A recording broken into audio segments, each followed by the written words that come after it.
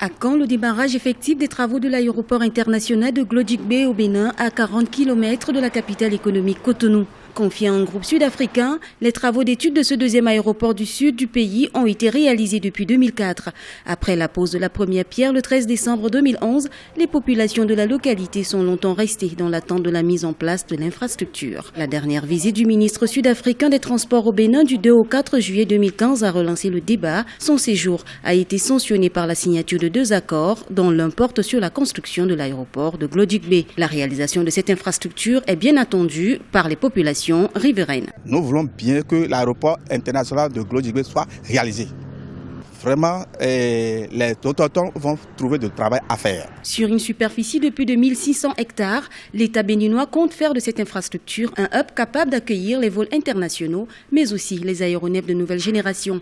La construction de l'aéroport de Glodjikbe va soulager l'aéroport international Cardinal Bernardin Gantine de Cotonou, dont la position notamment empêche l'extension. Il faut environ près de 450 milliards pour réaliser, donc c'est énorme.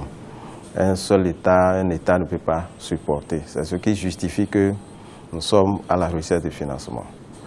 Mais je peux rassurer que nous sommes arrivés à une étape où on peut s'estimer quand même heureux que nous allons connaître le bout du tunnel. Afin d'accélérer le projet, l'État béninois a déjà pris les mesures pour sécuriser le périmètre devant abriter cet aéroport.